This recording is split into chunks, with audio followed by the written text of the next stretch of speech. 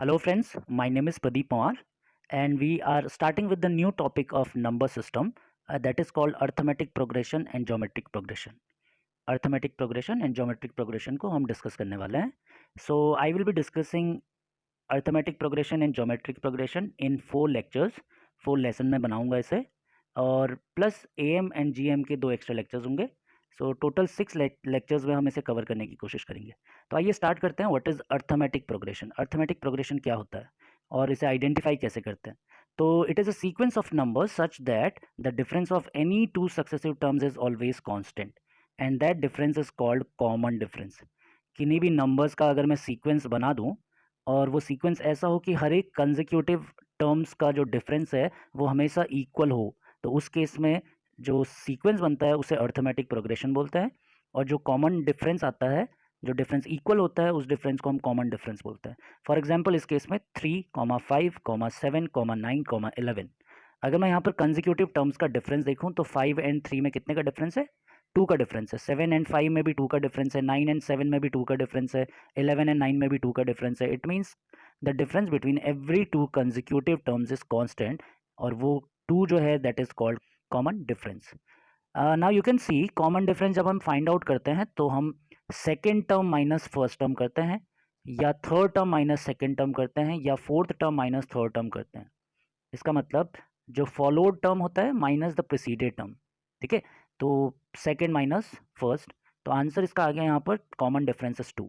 Similarly you can see this sequence, this is also arithmetic progression. 9, 6, 3, 0, -3. So 6 minus 9 if I am doing, so -3 is the common difference. 3 minus 6 it is -3. 0 minus 3 it is -3. -3 minus 0 it is -3. सो अगर general form देखें हम arithmetic progression की, तो उसकी एक general form होती है जिसमें हम उसको लिखते हैं फर्स्ट टर्म को a, सेकेंड टर्म को a+d, थर्ड टर्म को a+2d, फोर्थ टर्म को a+3d एंड सो ऑन. जहाँ पर a जो होता है वो मेरा फर्स्ट टर्म होता है and d will be the common difference. So this is the general form of arithmetic progression. I hope आपको डेफिनेशन क्लियर हो गई होगी. आइए मूव करते हैं इसके नेक्स्ट टॉपिक की तरफ. तो कभी क्वेश्चन ऐसा बनता है कि आपसे पूछा जाता है कि एक सीक्वेंस दे दिया और आपसे पूछ देगा कि इसका 150th टर्म बताइए, 150th या 75th टर्म या कोई से भी नंबर का टर्म. तो वहाँ पर हम nth टर्म का यूज़ करते हैं. तो nth term of A P जिसका फर्स्ट टर्म होता है ए और कॉमन डिफरेंस होता है डी, उसका एक फॉर्मूला होता है a plus N minus one into d. और आप यहाँ से देख भी सकते हैं जो सेकेंड टर्म था वो ए प्लस डी था, थर्ड टर्म था a plus two d, fourth term था ए प्लस थ्री डी. इसका मतलब a plus N minus one into d. Fourth में 4 माइनस वन 3 हुआ यहाँ पर, तो nth टर्म का एक जनरल फॉर्मूला बन गया a plus N minus one into d. Similarly अगर हमें nth term from the end find out करना है तो उस केस में nth टर्म का फॉर्मूला होता है L minus N minus one into D, जहाँ पर एल होता है last term of the sequence. अब यहाँ पर एक बात नोट करने वाली ये है कि यहाँ पर नेगेटिव साइन का यूज़ होता है और ऊपर वाले में पॉजिटिव साइन का यूज़ होता है. तो ये दो फॉर्मूले हमारे काफ़ी काम आने वाले हैं. इनके बेस पे हम कुछ क्वेश्चंस को सॉल्व करते हैं. तो इस लेसन में हम केवल डिस्कस करेंगे nth टर्म के क्वेश्चंस को. क्वेश्चन नंबर 1 है 1, 3, 5 which term of this A P is 55. तो यहाँ पर उसने पहले ही बता दिया है कि ये ए पी है. अगर नहीं भी गिवन होता तो हमको आइडेंटिफाई करके बताना होता है that this is a A P. तो इस ए पी का 55 कौन से नंबर का टर्म होगा? इट मीन्स एन वैल्यू हमें फाइंड आउट करनी है. nth टर्म हमें गिवन है, एन वैल्यू हमें फाइंड आउट करनी है. तो इसका सॉल्यूशन कैसे होगा? We will apply nth term formula. nth term is a plus N minus one into D. nth term हमें गिवन है कि 55 कौन से नंबर का टर्म होगा. a is the first term, first term यहाँ पर 1 है, plus N minus one, N value हमें फाइंड आउट करनी है तो एन को एज इट इज रहने देंगे, N minus one into D. Now what is common difference here? 3 minus 1 2, 5 minus 3 2. It means common difference is 2. So we will apply this formula. It will be 55 minus 1 54 हो जाएगा, N minus one into two हो जाएगा. 2 से 54 27 times cut जाता है, तो N minus one की value 27 आ गई. इट मीन्स एन की वैल्यू आ जाएगी 28. और हम कह सकते हैं कि इस सीक्वेंस का 28वां term 28th term it will be 55.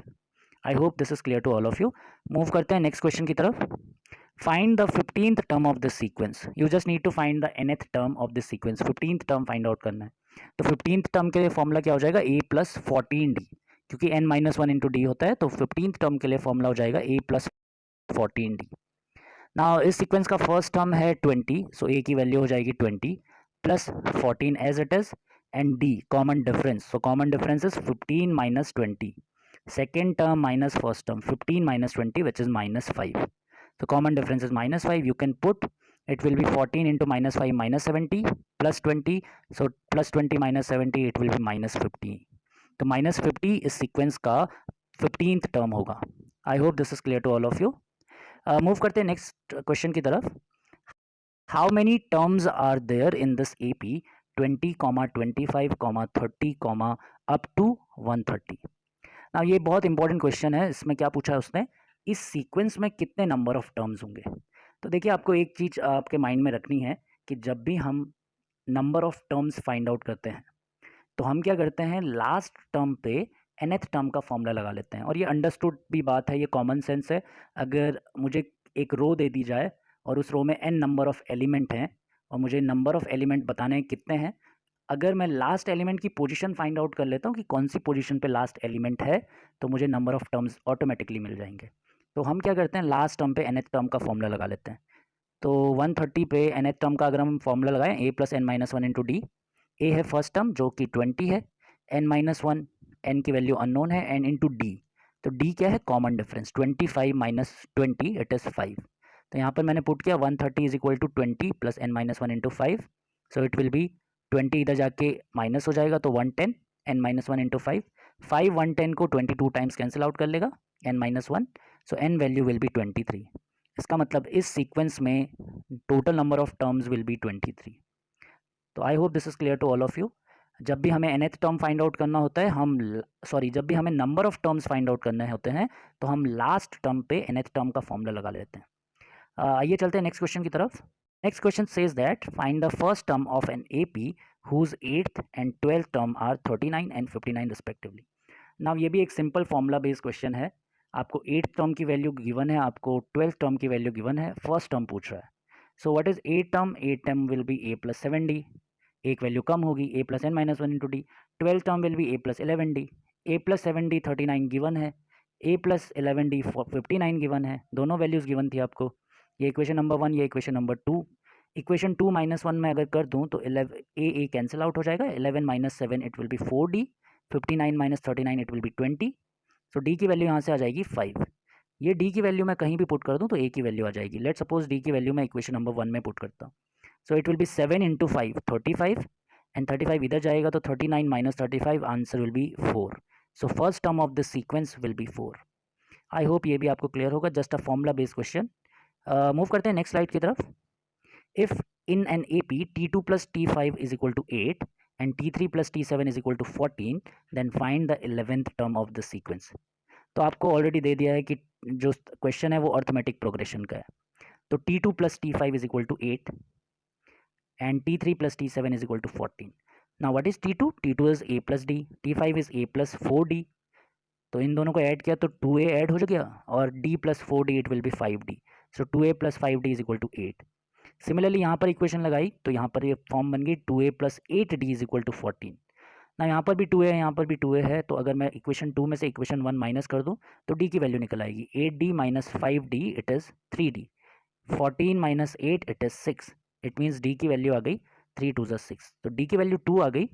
मुझे फाइंड आउट करना है 11th टर्म, तो उसके लिए मुझे A भी चाहिए है, फर्स्ट वैल्यू भी चाहिए है.